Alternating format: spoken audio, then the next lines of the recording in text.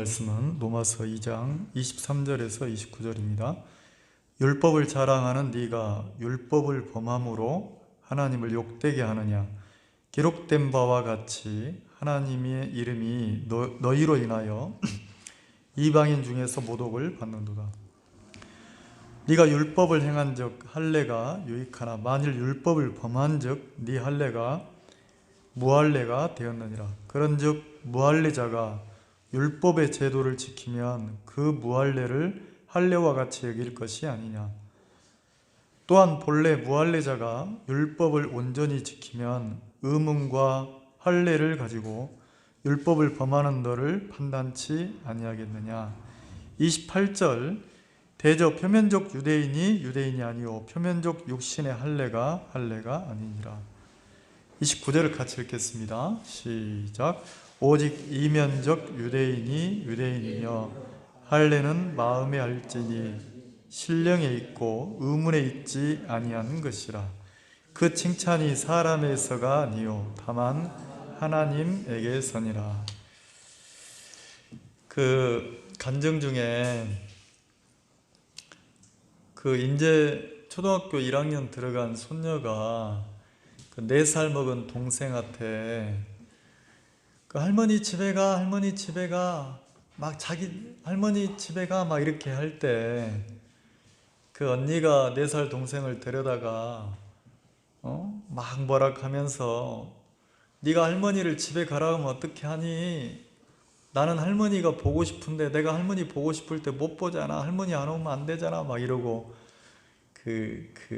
나중에 할머니가 나이가 많아서 지금은 어른이라 안 울지만 집에 가서 혼자 울 건데 할머니 울 건데 네가 막 이러면서 막 혼냈다 하잖아요. 어른이니까 이제 아이들 앞에서는 못 울지만 우리가 인생을 살면서 어쩔 수 없이 이를 깨물고 눈물을 삼켜야 될 일들도 참 많잖아요. 근데 이제 혼자 있을 때는 집에 돌아가서 할머니가 혼자 아무도 없으니까 그 막 외로움이나 서름을 못 이기고 막 울 건데 이렇게 이제 어린 손녀가 얘기를 했다는데,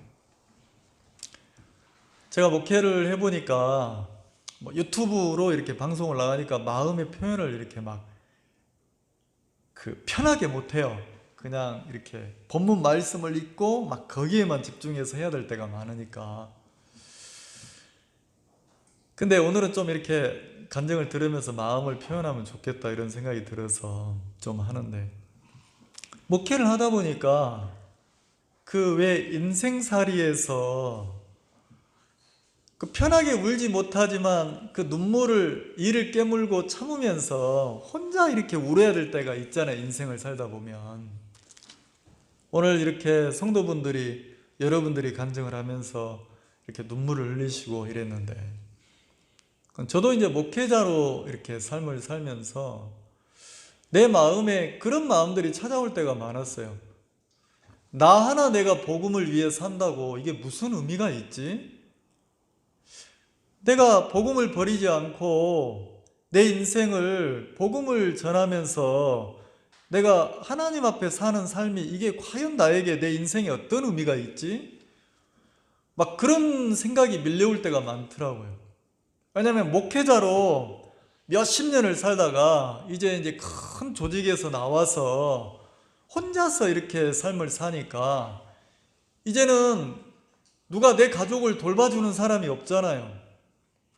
누가 내 인생 나를 챙겨주는 사람이 없기 때문에 내가 내 자식들을 챙겨야 되고 내 가족들을 내가 살펴야 되고 내가 내 인생 책임을 져야 되는 거예요. 내가 일을 해서 내가 생활도 해야 되고 내가 모든 것을 책임을 져야 되기 때문에 내가 복음 앞에 살려면 내 가족을 돌보는 거나 내 인생을 돌보는 게 그쪽으로 마음을 다 쏟을 수가 없잖아요. 그래서 막 이렇게 때로는 그런 생각들이 막 찾아올 때가 있었어요. 내 주변에 많은 분들이 목회자로 살다가 이제는 그 직분을 내려놓고 그냥 자기 개인의 인생을 사시면서 이제 자리도 잡아가고 이렇게 사시는데 내가 뭐라고, 내가 뭐 그분들보다 더 무슨 믿음이 있는 것도 아니고 내가 특별한 사람도 아닌데 내가 왜 이 길을 자꾸 걷고 있지? 이런 마음이 들 때가 있더라고요. 성경에 못된 나무에서는, 나쁜 나무에서는, 못된 나무에서는 나쁜 열매만 맺힌다고 하잖아요. 그리고 좋은 나무에서 아름다운 열매만 맺힌다고 이렇게 했는데, 왜 독거미는, 독을 가진 독거미는 무엇을 먹어도 독을 만들어낸대요.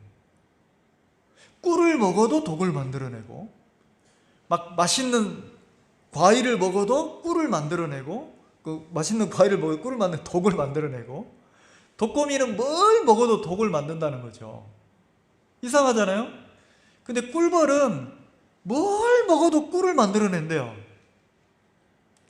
그럼 성경에 이야기한 대로 나라는 사람이 내가 막 복음을 위해 살 사람이나 내가 막 어떤 사람을 위해서 눈물을 흘리거나 내가 누구를 사랑하거나 이럴 만한 사람이 아니라고 성경은 얘기하잖아요. 내가 원래 못된 나무인데 내게서 맺히는 것은 나쁜 열매밖에 안 맺힌다는 거예요. 그러니까 나를 믿고 나를 신뢰하고 살 수가 없는 사람인데, 내가 그런 사람인데 이상하게 내가 복음을 듣고 거듭나서 내 마음에 하나님을 모신 이후에, 그리고 내가 복음 전도자로 목회자로 이렇게 살면서 나는 막 고마운 거예요. 나처럼 부족하고 못난 사람이 이렇게 복음을 전하고 교회를 할 때 세상에 많은 분들이 오셔가지고 여러분들이 이 자리에 앉아 있잖아요. 그럼 이 자리에 한 분 한 분 앉아있는 이 자체도 내 마음에는 너무 감사한 거예요. 물론 하나님이 보내셔서 이 자리에 앉아있지만, 저분들이 진짜 대형 교회를 가면, 큰 교회를 가면 더 편안하고 더 쉽고 더 이럴 수도 있을 건데, 저분들이 여기 와서 함께 하면서 복음을 섬기고 막 교회를 돌아보고 간증하셨던 자매님 간증처럼 제가 간증을 들으면서 마음에 참 많이 이렇게 감사하고 눈물이 났는데, 아니 그 자매님 마음에 그냥 막 복음을 섬기고 교회를 살피고 형제 자매들을 돌아보고 막 하나님이 자기에게 더 채우셔서 막 복음을 섬길 수 있도록 막 기도한다는 이런 마음을 갖고 계시잖아요. 그래서 참 귀하다, 한 분 한 분이 참 귀하고 소중하다, 이런 마음을 늘 갖는단 말이에요. 그리고 제 마음에 어떤 마음을 갖냐면, 이분이 지금은 저 마음이어도 하나님의 마음에 이끌려서 하나님이 주시는 평안을 누리시면 좋겠다. 하나님이 주시는 행복을 막 누리면서 그 마음이 다윗이 간증한 것처럼 그 입술이 여호와를 찬양하고 그 마음에서 막 하나님을 기쁨으로 노래하는 그런 삶을 사시면 좋겠다. 형제자매들 한 사람 한 사람이 교회 안에서 하나님이 주는 기쁨을 막 누리고 사시면 좋겠다, 이런 마음이 제 마음에 많은 거예요. 그리고 이제 세월을 돌아보면, 복음 전도자로 살면서 세월을 돌아보면 내 마음이 찢어지고 아플 때도 참 많았어요. 사람들은 왔다가 그냥 떠나갈지 모르겠는데, 목회자인 내 마음에서는 한 분이 오면 이야기한 것처럼 그분이 이 교회 안에서 믿음을 배우길 바라고, 농부가 씨앗을 뿌려서 싹을 틔워서 열매를 맺히기까지 농부가 어디에 마음을 두냐면 그 밭에 자기가 뿌려놓은 씨의 마음을 다 두고 있잖아요. 태풍이 불면, 비바람이 불면 농부는 밤잠을 자다가도 일어나서 밭으로 뛰어가거든요. 그게 농부의 마음이잖아요. 그럼 목회자인 내 마음에 성도들 한 사람 한 사람에 새로운 분들이 오시면 너무 감사한 거예요. 그리고 이 교회 안에서 진짜 귀하고 소중한 믿음을 가진 형제자매들이 많으니까 새로 오신 분들이 형제자매들과 어울려서 그분들에게 배워서 이 교회 안에서 믿음을 배우고 믿음이 성장했으면 좋겠다. 그리고 믿음을 가진 사람만이 누릴 수 있는 그 행복을 누리시면 좋겠다. 막 이런 마음을 많이 갖거든요. 그래서 마음을 주고 사랑을 주고 진짜 막 다 내주는 거죠. 주님 마음으로 다 내어주는 거죠. 1년이 지나고 2년이 지나고 3년이 지나고 이렇게 세월이 지나면 밭에서 싹이 막 꽃이 피고 열매가 맺히고 막 주렁주렁 이렇게 하길 바라는 거잖아요. 근데 어떤 이유에서든지 마음에 상처를 받아가지고 그 가족처럼 지냈던 분들이 교회를 안 나오시는 거예요. 그러면 그냥 안 나오시는갑다 이러면 되는데 목회자 마음에 그게 안 되잖아요. 진짜 무슨 자식이 죽은 것처럼 그 가슴에 그게 탁 박혀가지고 못이 박혀가지고 계속 그분을 놓고 하나님 앞에 기도해야 되는 거예요. 해야 되는 게 아니고 기도가 되는 거예요. 밥을 먹어도 뭘 해도 그 소중한 분들이 다시 마음을 돌이켜서 함께하고 하나님 앞에 사시면 좋겠다 막 이런 마음이 드는 거죠. 한 번은 어떤 분이 교회를 나오시다 안 나오시는데 그냥 서로 자매님들끼리 서로 의견이 안 맞아서 부딪혀가지고 교회를 안 나오시는 거예요. 근데 나는 저분이 나오면 교회를 안 나오겠다. 나도 저분이 나오면 안 나오겠다. 이렇게 싸우니까 목회자 마음에 너무 마음이 아프잖아요. 내 마음에. 그래서 이 사람을 찾아가서 상담을 하고 저 사람을 찾아가서 상담을 하는데 제가 목회를 하면 제일 예쁘고 사랑스러운 사람이 있어요. 막 고집을 부리다가도 성경을 펴놓고 말씀을 딱 펴서 상담을 해주면 내가 속았습니다. 내가 마귀에게 속았습니다. 내 생각에 이끌렸네요. 하나님의 말씀에 이렇게 돼 있네요. 그리고 자기 마음을 딱 꺾는 사람을 보면 보석 같은 거예요. 그런 사람들을 보고 뭐라고 하냐면 말씀편의 마음을 돌이킨다 하잖아요. 하나님 앞에 자기 마음을 꺾을 줄 알면 그 사람처럼 예쁜 게 없는 거예요. 너무 고맙고. 그런데 안타까운 게 뭐냐면 아무리 말씀을 가지고 이야기를 해도 자기 고집으로 교회를 이기는 사람이 있어요. 자기 생각으로 하나님의 말씀을 다 쳐내는 사람이 있어요. 제가 1시간 넘게 차를 가지고 가서 그분을 만나서 계속 이야기를 하는 거죠. 그 더운 여름에 막 길을 걸으면서 운동하면서 이제 그 집 앞에 서 있다가 나오시는 걸 보고 운동하면서 이제 걷는 거죠. 상담을 하는 거죠. 1시간 넘게 상담을 했어요. 나중에는 제가 그 길바닥에 무릎을 꿇었어요. 자매님, 하나님 앞에, 교회 앞에 마음에 무릎을 꿇고 말씀 앞에 무릎을 꿇고 우리가 주님 앞에 신앙을 합시다. 이렇게까지 얘기를 했어요. 근데 그렇게 해서 마음이 돌이켜져서 신앙을 하면 좋은데 회복이 안 되는 거예요. 그러면 막 그 할머니가 집에 가서 울 건데 이런 것처럼 그런 목사님 그런갑다 이런 생각할지 모르겠지만 이 목회자 마음에 한 성도가 교회를 떠나면 이게 마음 뭐라고 표현해야 됩니까? 마음이 찢어지는 거예요. 너무너무 아픈 거예요. 그거는 눈으로 눈물을 흘려야 되는 게 아니고 진짜 뭐라고 하겠습니까?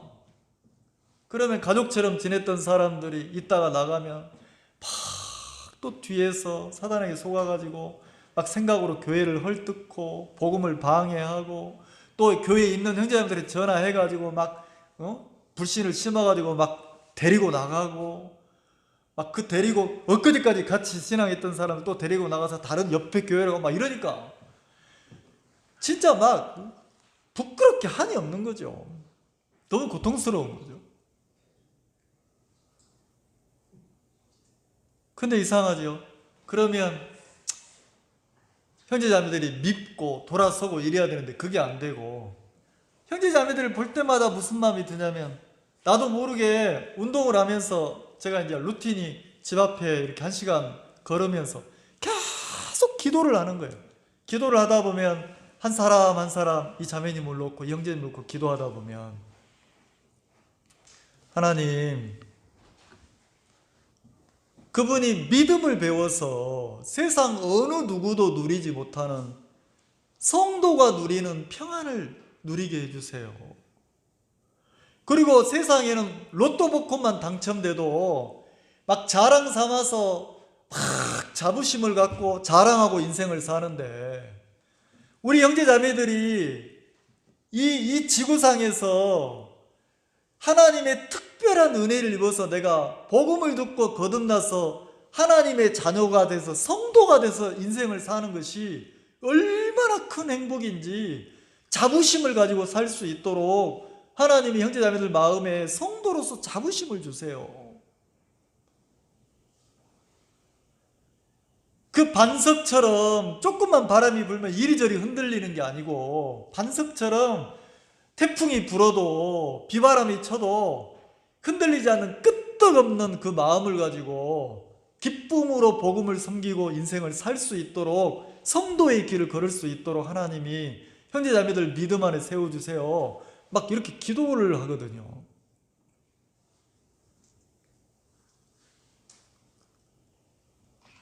제가 그런 생각을 했어요. 어떻게 하면 우리 형제는 한 사람 한 사람이 더 큰 기쁨을 누릴까?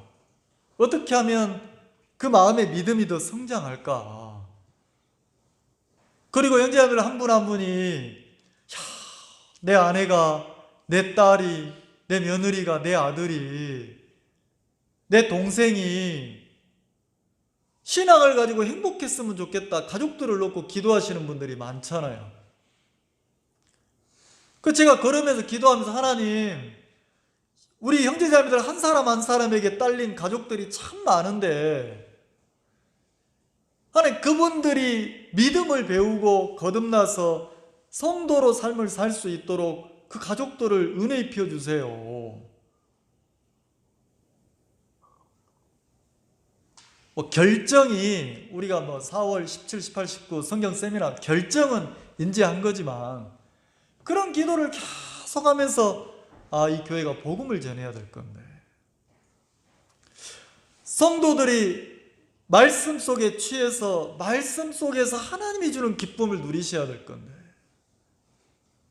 그리고 그 복음 세미나가 있을 때 그때 진짜 잔치를 베풀듯이 가족들을 초대해서 말씀을 듣고 구원받는 가족들이 구원받고 마음이 회복돼서 하나님 앞으로 돌아오는 그런 은혜를 입으셔야 될 건데, 이렇게 이제 기도를 하는 거죠.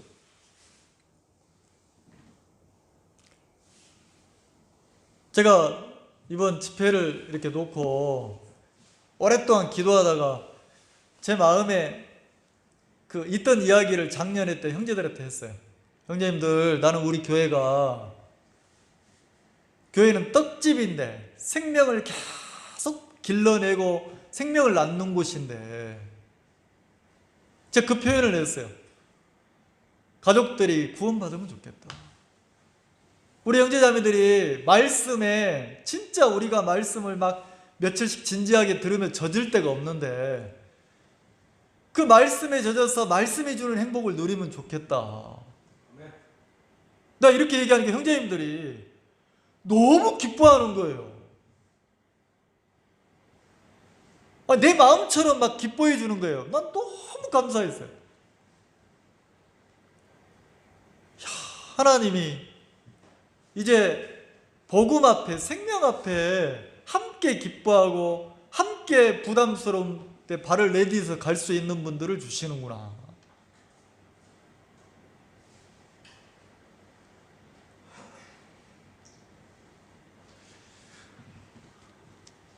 내가 가족들에게 해줄 수 있는 게 있다면, 나는 가족들 때문에 눈물을 몇 년을 흘렸습니다. 제가 목회를 하고 있다가 그 큰 단체에서 나오면서 목회를 그만두고 나왔어요.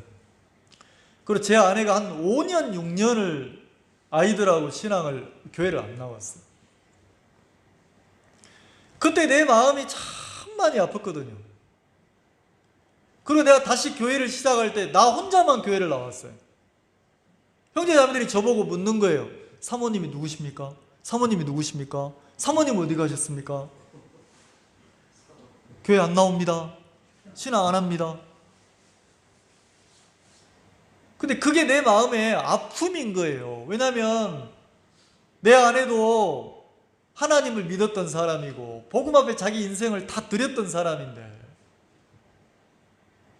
다시는 이제 복음 앞에 안 살겠다는 거예요.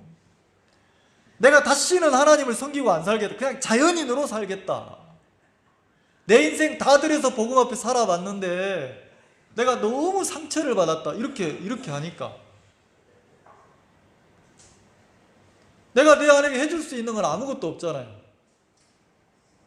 사람이 주는 기쁨이 물론 그것도 기쁘지만 이거는요 진짜 사람이 주는 기쁨은 바뀌면 아픔으로 돌아오거든요.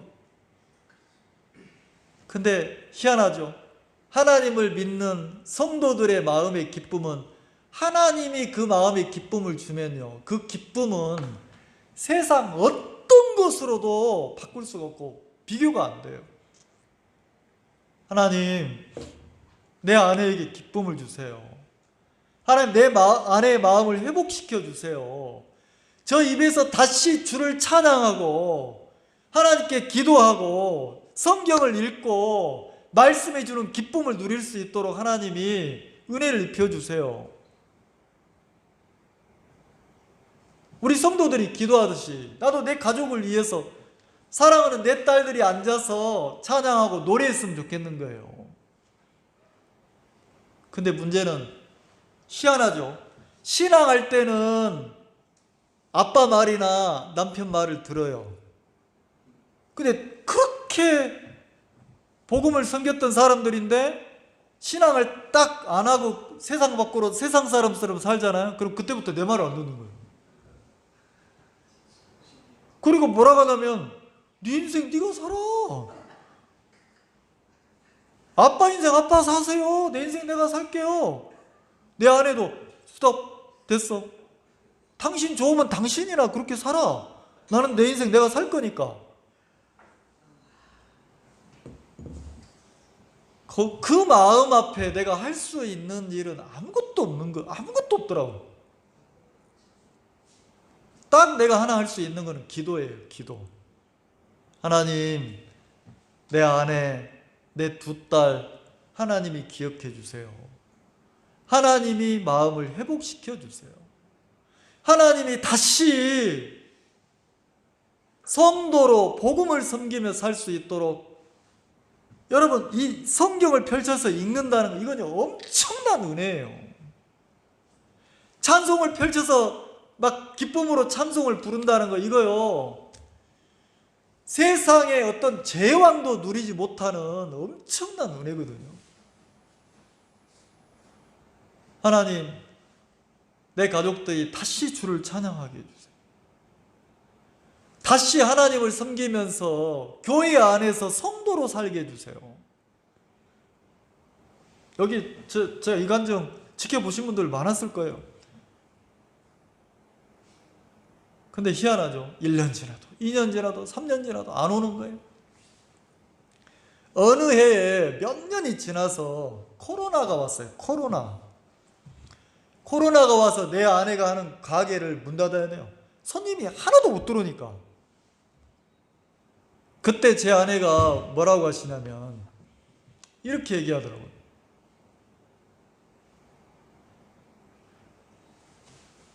누구 한번 나가보십니까?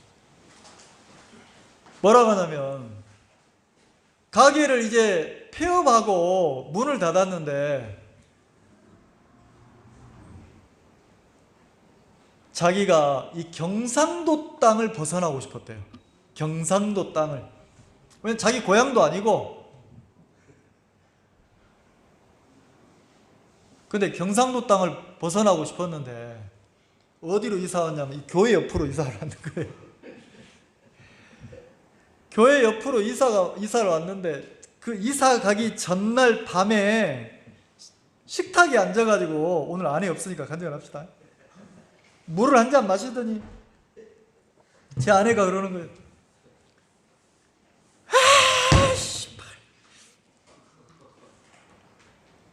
내가 어쩌다가 이렇게 사는지 모르겠다.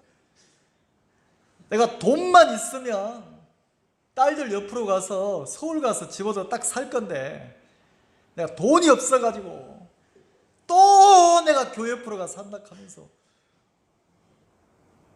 이렇게 근데 거기다 듣고 콧김 나오는데 뭐라 할 수 없잖아요. 하나님이 다 코를 끼워가지고 이렇게 보내니까 어쩔 수 없이 앉는 거예요. 근데 그때 이사할 때 교회 형제자매들이 막 도와줬어요. 집 날라주고 막 도와줬어요.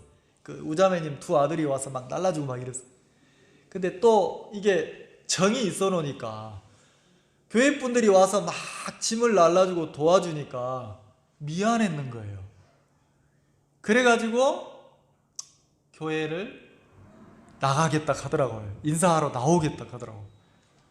야, 근데 교회에 한번 모시고 오는데 저는 목회자니까 1시간, 2시간 먼저 와야 돼요. 왜냐하면 이 교회를 따뜻하게 해놓고 시원하게 하고 막 이래야 되니까.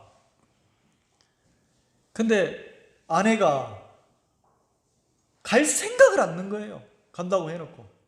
그러면 초신자 모시고 오듯이 교회 와서 다 준비해놓고 다시 차를 타고 20, 30분 가가지고 아내를 모시고 오는 거예요. 그럼 몇 년 만에 이제 교회를 오니까 성경을 이제 펴주시는 거라, 아내가. 찬송을 펴주시는 거, 앉아 계셔 주시는 거예요. 근데 찬송을 막 부르는데 절대 입으로는 안 불러주시는 거예요. 왜? 마음이 이미 굳어져 있고 멀어져서 찬송을 부르려고 하니까 스스로 어색하잖아요. 막 신앙하는 사람처럼 하려고 하니까 지금까지 믿음으로 신앙 안 하면서 살겠다고 해놓은 삶이 있으니까 어색하잖아요. 근데 희한하죠? 이 교회라는 것이 놀랍더라고. 그렇게 왔는데도 한 번 참석하고 2번 참석하고 3번 참석하고 형제 자매들하고 이야기하고 나한테는 인상 쓸까 봐 자매들한테 인상 못 쓰잖아요. 대화하고 이러다 보니까 몇 달 지나서는 자기 혼자 스스로 오는 거예요. 그리고 지금은 성경 펴주시는 게 아니고 자기가 피는 거예요. 찬송 불러주시지 않고 이제 자기가 찬송을 부르는 거예요.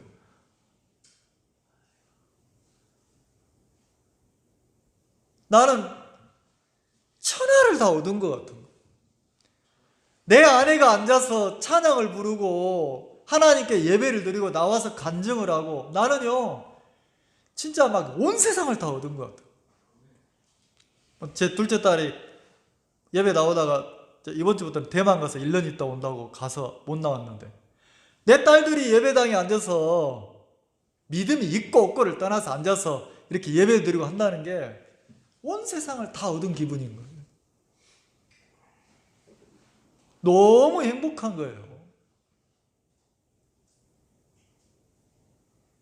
그러면 내가 독거미 같은 인간인데 나도 독만 만드는 인간이란. 근데 희한하죠. 내가 거듭나서 구원받으니까 내 속이 주님으로 바뀌는 거예요.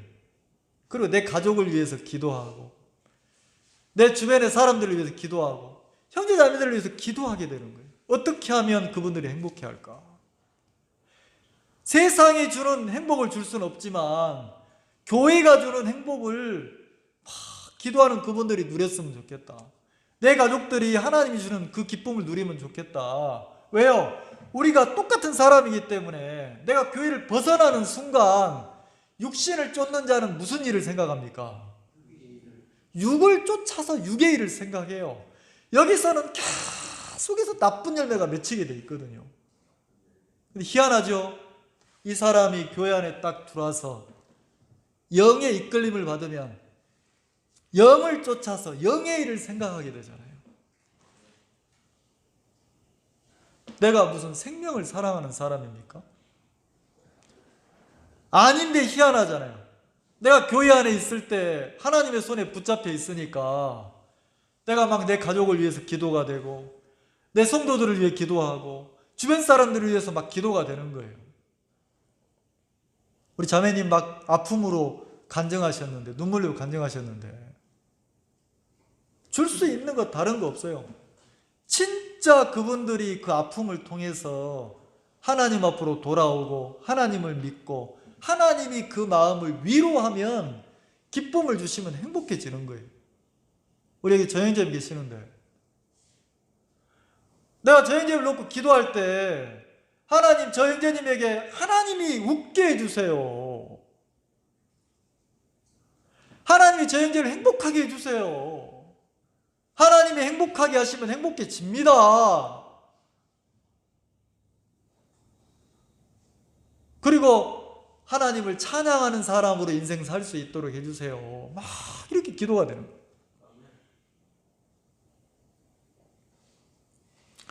이 로마서 2장에, 로마서 1장에는 바울이 그랬잖아요.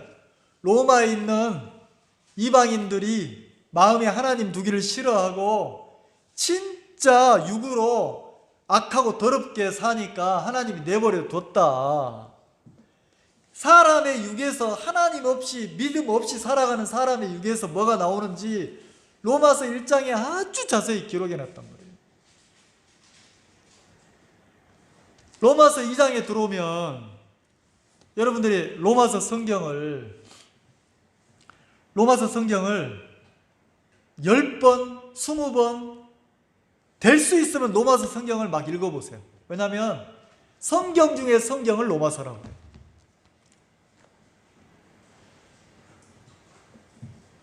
그 성경 중에 가장 중요한 성경을 꼽아라 그러면 이 로마서를 이야기한단 말이에요. 어떤 성경학자는 그렇게 얘기했어요. 로마서를 만약에 읽고 로마서 속에서 하나님의 마음을 만나고 하나님의 사랑이나 뜻을 만나서 성경을 이해하기 시작하면 나머지 모든 성경은 다 이해할 수 있다. 이렇게까지 표현을 했으니까. 로마서를 여러분들 읽고 또 읽고 읽어보세요. 진짜 복음 중에 복음이에요. 로마서 2장에 1절에 이렇게 되어 있어요. 그러므로 남을 판단하는 사람아. 그러므로 남을 판단하는 사람아. 삶을 살면서 남을 판단하고 사는 사람이 있었다는 거예요. 누구냐면 로마에 있는 유대인들, 성도들이라는 거죠. 누구를 판단하냐면 육으로 흘러가는 육신적인 사람들을 막 이방인들을 판단했어요. 근데 바울은 뭐라고 하냐면 그 판단이 어디서 왔느냐? 그 판단의 기준이 뭐냐? 율법을 가지고 너희들이 판단한다. 유대인들은 율법이라는 것을 맡았기 때문에 율법을 가지고 이방인들을 막 판단한다는 거죠. 근데 그런 유대인들을 향해서 바울이 어떤 판단을 유대인들에게 딱 들이내미냐면 하나님의 판단을 그들에게 딱 갖다 들이대줘요. 하나님의 판단. 그러면서 무슨 얘기하냐면 자, 거기 읽어볼까요? 2장 2절. 이 일을 행하는 자에게 하나님의 판단이 진리대로 되는 줄을 우리가 아노라. 이런 일을 행하는 자를 판단하고도 같은 일을 행하는 사람아, 네가 하나님의 판단을 피할 줄로 생각하느냐?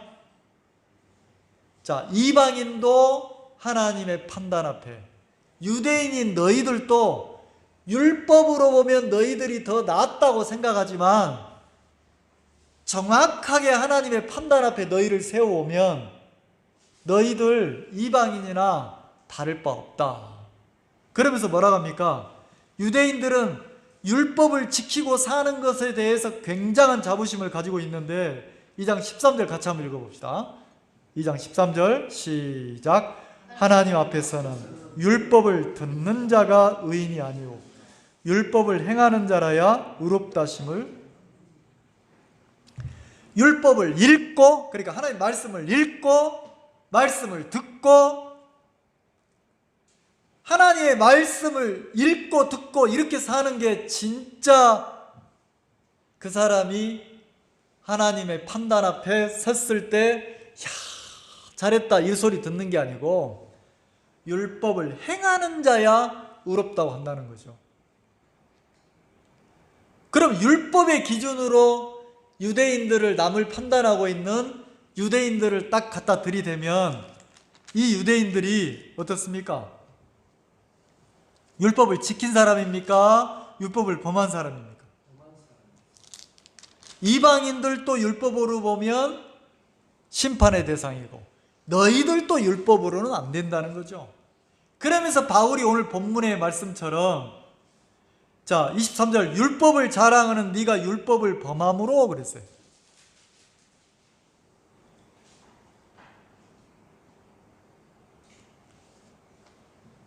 율법을 범하고 산다는 거죠. 그래서 오히려 하나님을 욕되게 산다.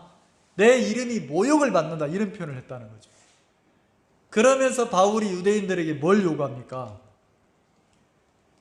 표면적, 자 28절 대저 표면적 유대인이 아니요. 그러니까 아브라함의 후손으로 히브리인으로 태어났다고 해서 유대인이 되는 것이 아니라 그럼 뭐가 유대인이냐? 진짜 마음이 하나님을 섬기는 사람으로 말씀에 이끌리는 사람으로 마음에서 유대인으로 살아야 진짜 유대인이다. 그러면 로마교회 이방인 성도들도 마음에서 구원받고 거듭나서 하나님의 성령에 이끌리면 이방인이지만 마음이 구원받아서 성령에 이끌리면 이 사람이 진짜 영적 유대인이다. 이렇게 표현하는 거예요. 그래서 29절에 같이 읽읍시다. 시작. 오직 이면적 유대인이 유대인이며 할례는 자 몸이 유대인이라 해서 몸이 껍데기가 하나님을 섬기는 사람이라 해서 그 신앙하는 사람 아니라는 거지. 그러면 이면적 유대인이니까 마음에서 진짜 하나님 앞에서 마음이 거듭나고 하나님을 섬기고 하나님 앞에 마음이 바뀌어서 하나님의 마음에 이끌려서 신앙하는 사람이 진짜라는 거죠. 이면적 유대인이 진짜 유대인이다. 유대인이란 뜻은 하나님의 선택을 받은 사람이라는 거죠. 그러면서 무슨 얘기를 합니까? 할례는 그랬어요. 할례의 특징이 뭡니까? 유대인들이 받는 거예요.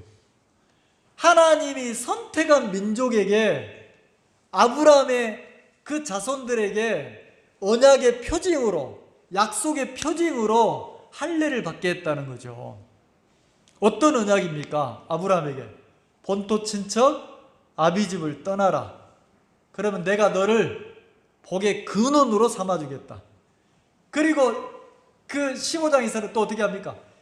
그 아브라함을 데리고 나가서 하나님 몇 년 지나고 나니까 아브라함이 약속을 잃어버렸어요.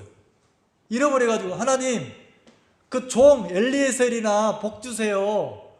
그 하나님이 나한테 자식 준다고 그랬는데 아이고 나는 이제 늙었고 요 종이나 복 주세요. 이렇게 하니까 하나님이 아브라함을 데리고 밖으로 나갔어요. 그리고 하늘의 별을 보게 했어요. 하늘의 별을 보니까 별이 많습니까? 적습니까? 너무 많잖아요. 자, 한번 봅시다. 자, 15장, 창세기 15장.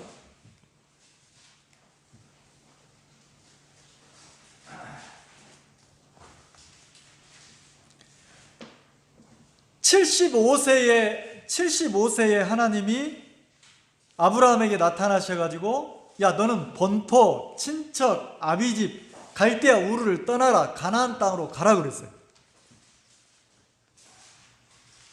그 진짜 아브라함이 그 약속을 믿고 떠났어요.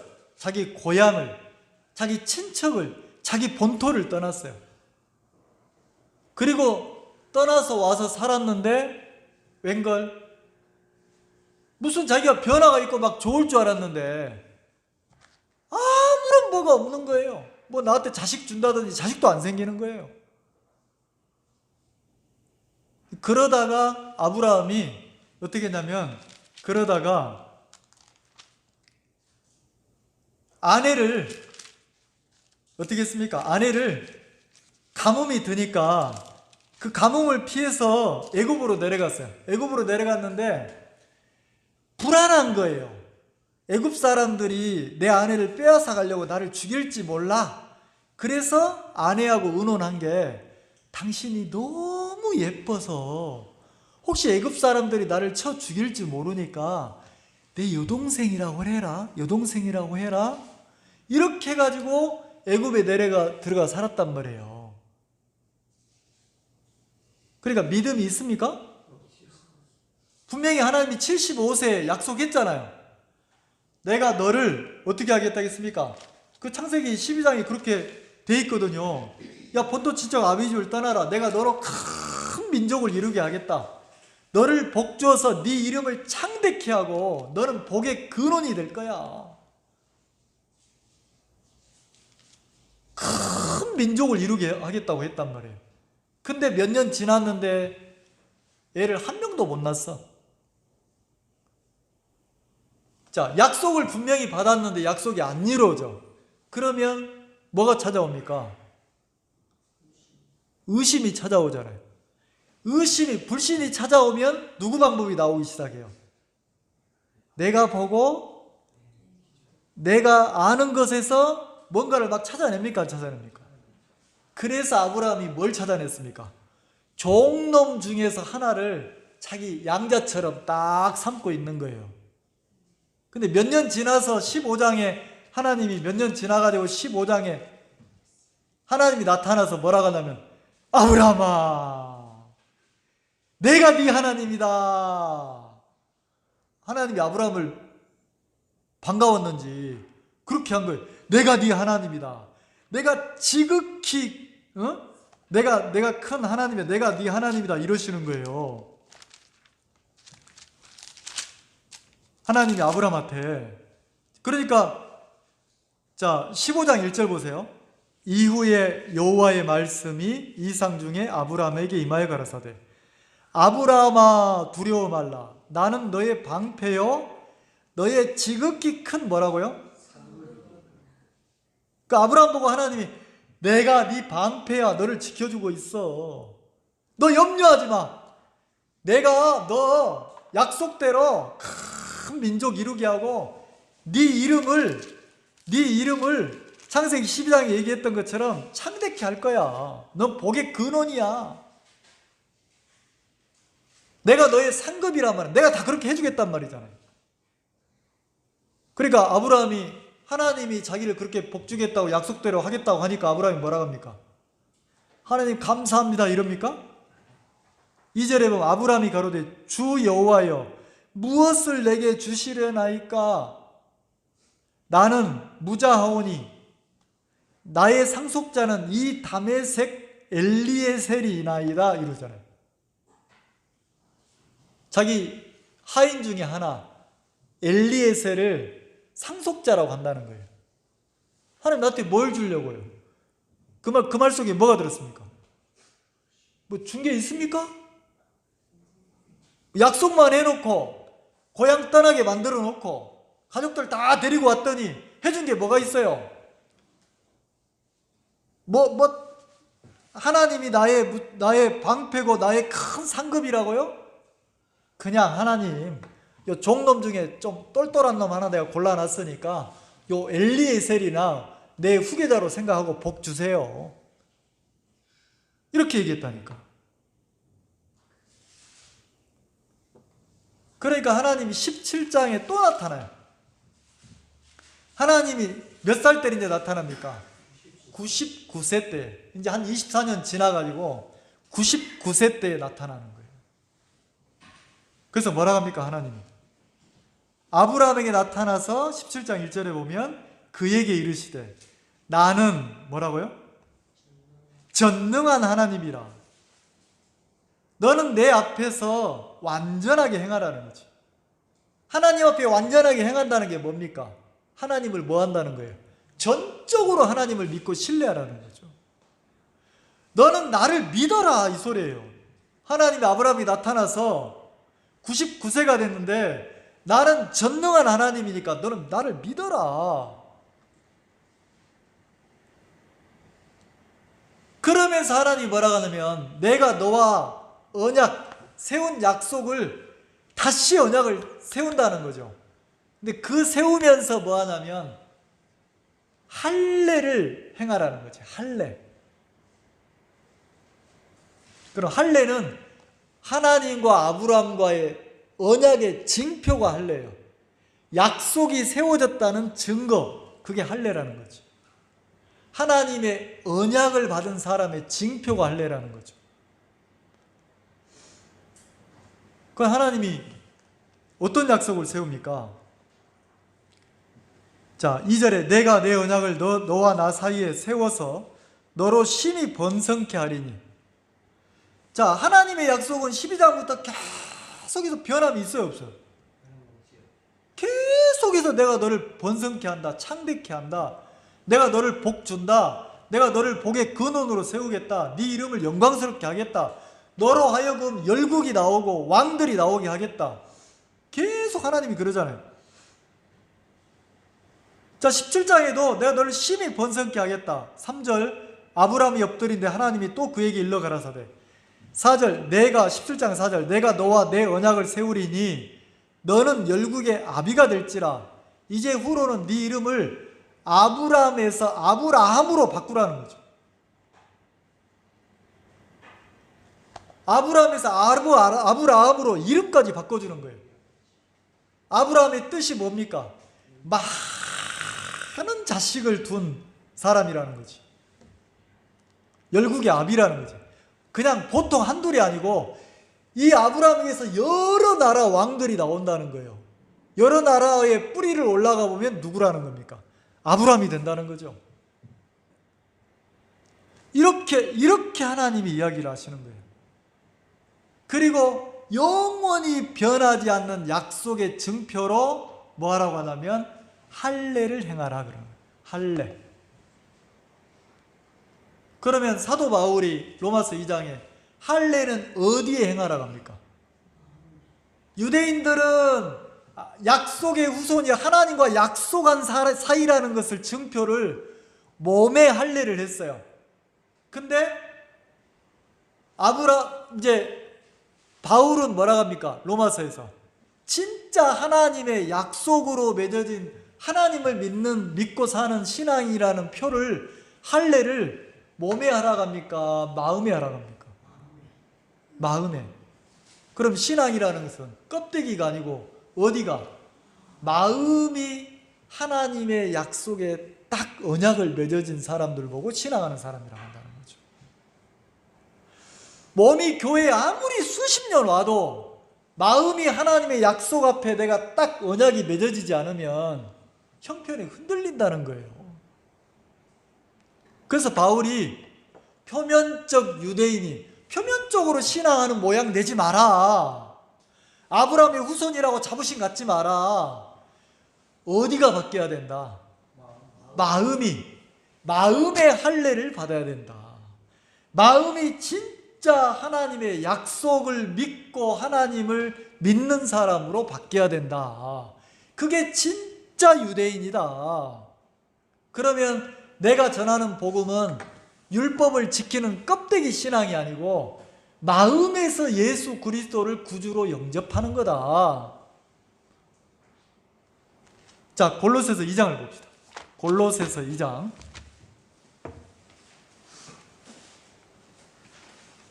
에베소서, 빌립보서, 골로새서 그럽니다. 주변 분들 찾아주세요.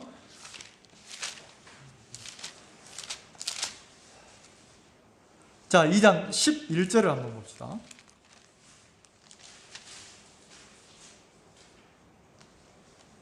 (2장 11절) 찾으셨나요?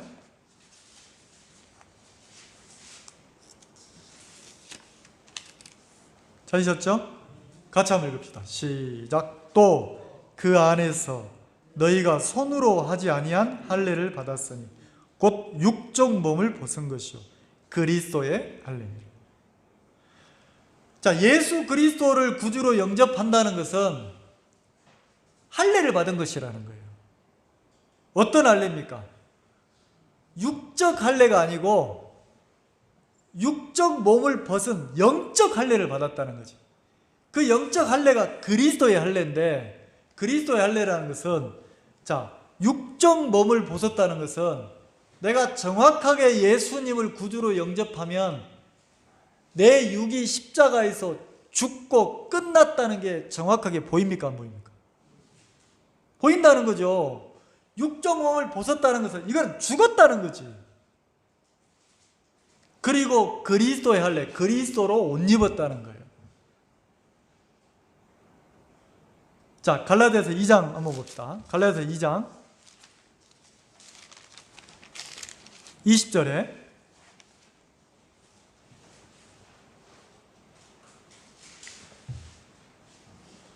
갈라디아서 2장 20절에 19절부터 볼까요? 내가 율법으로 말미암아 율법을 향하여 죽었나니. 자, 어디를 향해 죽었다고요? 내가 정확하게 예수 그리스도를 구주로 영접한 사람은, 복음을 받아들인 사람은 누구를 향해 죽냐면 내가 율법을 향해 죽어버린다는 거죠. 율법을 향해 죽는다는 거예요. 자, 죽은 사람 앞에 율법이 행위를 요구할 수 있습니까? 없잖아요. 그래서 율법이 나에게 뭘 요구할 수가 없다는 거예요. 내가 율법을 향해 죽었기 때문에 이는 하나님을 향하여 살려 함이라. 그러면서 20절에 율법을 향해 죽었단 말이 뭐냐면 내가 그리스도와 함께 십자가에 못 박혔나니. 자, 내가 그리스도와 함께, 예수님이 2000년 전에 십자가에 못 박힐 때 바울은 뭐라고 합니까? 예수님의 육체가 못 박힌 것은 누구의 육체가 죽은 거라고 합니까? 내가 죽었다는 거지. 내가 그리스도와 함께 십자가에 못 박혔나니 그런즉 이제는 내가 산 것이 아니오 내 안에 누가 산다고요? 그리스도가 산다는 거지. 그러면 할례라는 것은, 영적 할례라는 것은, 마음의 영적 할례를 받는다는 건 뭐냐면 내 육이 끝났구나. 내가 보지 않았지만, 느끼지 못했지만 말씀에서 2000년 전에 예수님이 십자가에 못 박힐 때 나도 같이 내 육이 못 박혀서 사망을 당했구나. 끝났구나. 그리고 이제는 내가 이 육체 가운데 사는 것은 이 육체의 주인이 누구라고 하는 겁니까? 내 안에 누가 산대요? 예수님이 주인으로 산대요. 자동차가 멀리서 볼 때는 혼자 움직이는 것 같지만 속에 핸들을 잡고 운전하는 운전수가 있습니까? 없습니까? 있잖아요. 그러면 자동차를 움직이는 주인은 자동차 운전하는 사람이라는 거지. 그럼 거듭난 성도들은, 하나님을 믿는 사람은 마음의 주인이 누구로 바뀌었냐면 예수님으로 바뀌었다는 거예요. 껍데기가 옛날 사람처럼 보이지만 나는 죽었고 예수님이 주인 돼서 예수님이 나를 끌고 다닌다는 거지. 그래서 뭐라고 합니까? 이제는 내가 산 것이 아니요 내 가운데 예수님이 사신다는 거예요. 그러면서 이제 내가 육체 가운데 사는 것은, 이 몸을 가지고 사는 것은 육신에서 올라오는 생각대로 계속 그 말을 듣고 살으란 말이 아니고, 나를 사랑하사, 누가 나를 사랑했어요? 나를 위하여 자기 몸을 버리신 하나님의 아들을 믿는 믿음 안에서 사는 것입니다. 내가 누구를 믿는 믿음으로 산다고요?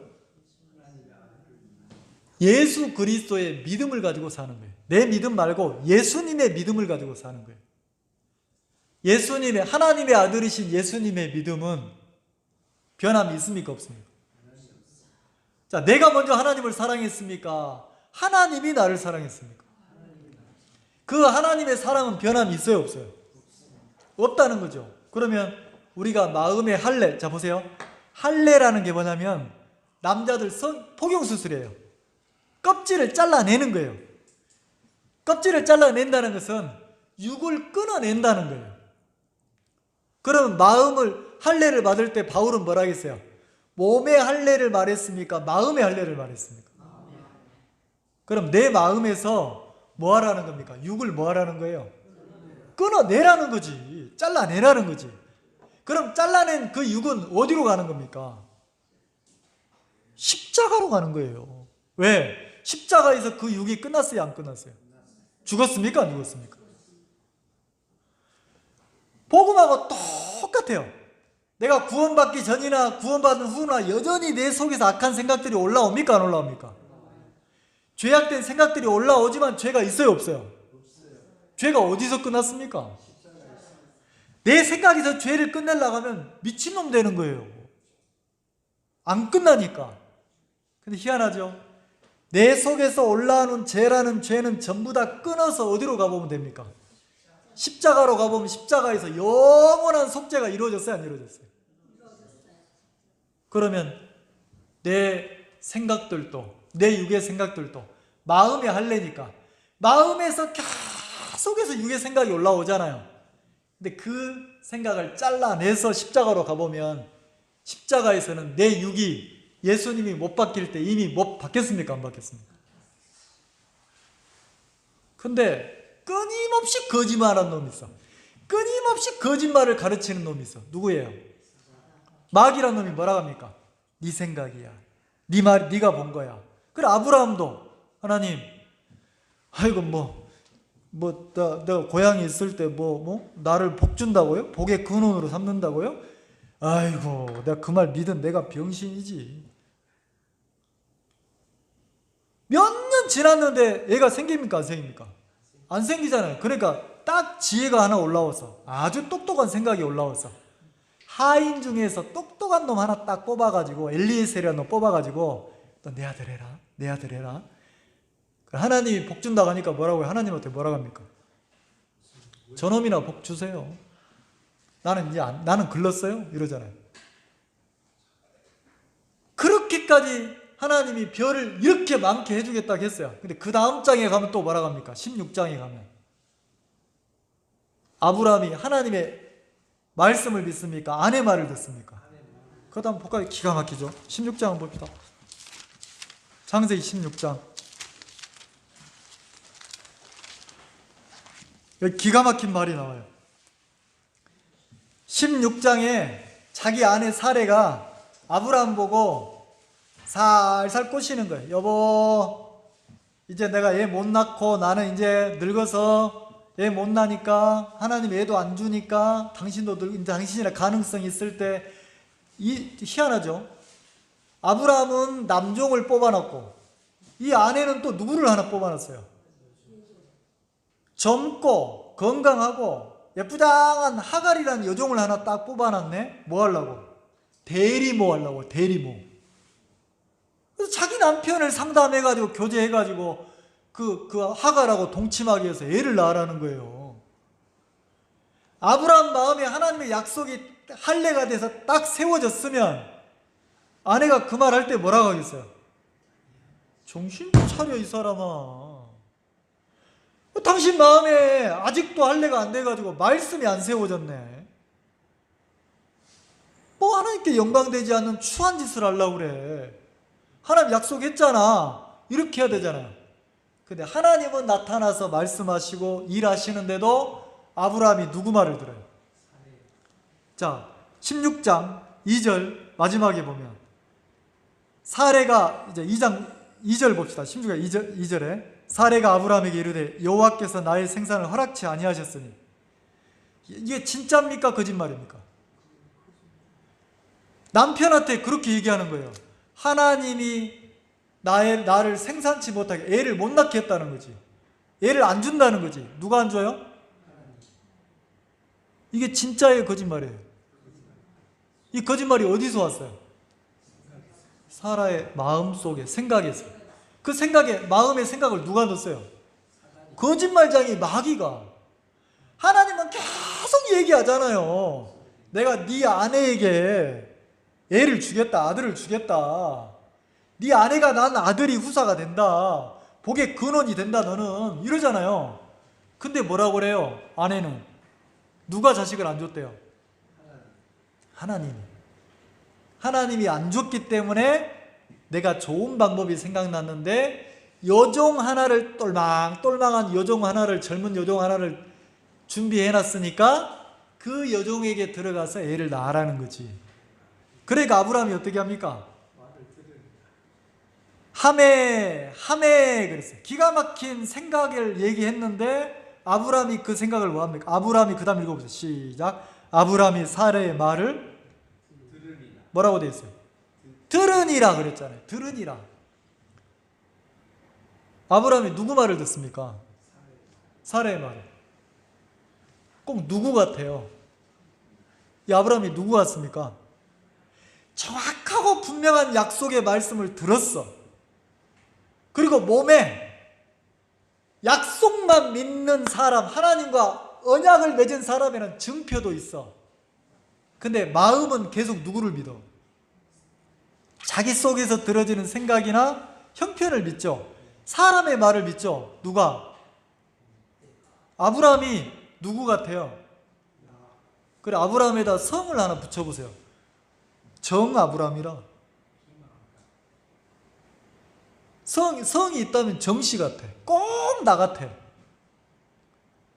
언약을 맺어서 약속만 믿는 게 아니고 뭘 믿어요? 형편을 믿고 생각을 믿고 누가 해준 이야기를 잘 믿어. 사단에게 속고 있는 믿음 없는 사람의 주변의 말을 잘 믿는 거예요. 그래서 17장에 들어와서 하나님이 어떻게 합니까? 아브라함을 할례를 시킨다니까. 할례를 마음에. 그리고 17장 이후에는 아브라함이 어떻게 해요? 약속만 믿는다니까. 약속만. 그리고 100살이 돼서 아브라함이 자식을 낳았어요, 안 낳았어요? 자식을 낳았다니까요. 자식을 낳았어요.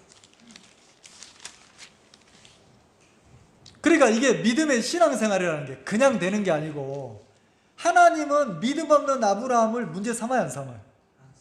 그리고 계속 변함없이 아브라함에게 나타나서 또 말씀하시고 또 말씀하시고. 뭘 말씀하세요? 약속을, 언약을. 그 약속과 언약은 누가 너를 열방의 아비로 세우겠다는 겁니까? 누가 너를 형통한 자로 세우겠다는 겁니까? 내가. 그 내가가 누구예요? 전능자 하나님이. 그럼 아브라함을 믿음의 사람으로 만들어 가신 분은 누굽니까? 하나님이에요. 그럼 오늘도 똑같다는 거죠. 우리를 믿음의 사람으로 세워서 누가 봐도 부끄럽지 않은 믿음의 사람으로 영광을 누리도록 우리 이름을 세워가시는 분이 누굽니까? 하나님이 나를 붙잡고 계신다. 하나님이 우리를 믿음의 사람으로 이끌어 가신다. 하나님이 나를 생명을 낳는 사람으로 열국의 아비로 만들어 가신다. 하나님의 약속이 그렇게 하신다는 거죠. 자, 히브리서 12장 한번 봅시다. 히브리서 12장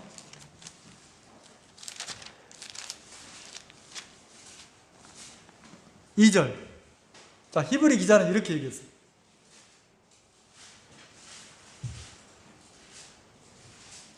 신앙이라는 건 뭐냐? 신앙이라는 건 예수님을 믿고 바라보는 거다. 이렇게 단정을 지었어요. 히브리 기자. 신앙은 내가 나를 바라보고 나를 변화시키는 게 아니고 예수님을 바라보고 예수님을 믿는 것이다. 자, 12장 2절 같이 봅시다. 시작. 믿음의 주요 또 온전케 하시는 이인 예수를 바라보자. 자, 믿음의 주요 그랬어요.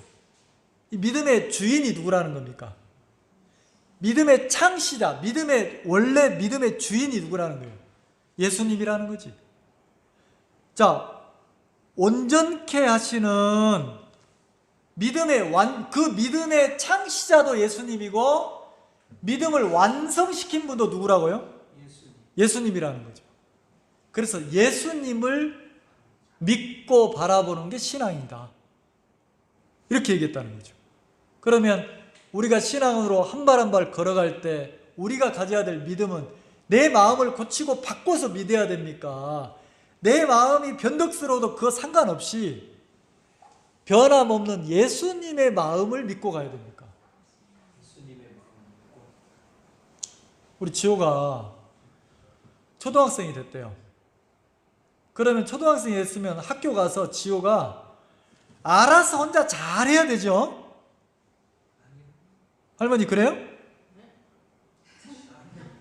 지호가 학교 들어갔어. 학교 가서 지가 알아서 잘해야 되죠? 그래요? 학교에 들어갔으면 누구에게 맡겨진 거예요? 누구만 따라가면 학교 생활을 잘할 수 있습니까? 담임 선생님을 믿고 선생님을 따라만 가면 자기는 수업 시간 빠지고 놀고 싶어도 선생님이 들어오라면 들어가면 돼. 친구하고 싸우고 싶은데 선생님이 그만하라면 그만하면 돼. 그러면 학교 생활 잘 할 수 있어요, 없어요? 있죠? 그럼 똑같다는 거죠. 신앙은 내가 뭘 하려고 하지 말고 예수님이 주인이고 예수님이 선생님이라는 거지. 예수님의 마음은 어떤가? 주님은 어떤가? 그러면 신앙을 잘 할 수 있다는 거죠. 이해가시죠? 오늘 여기까지 하겠습니다.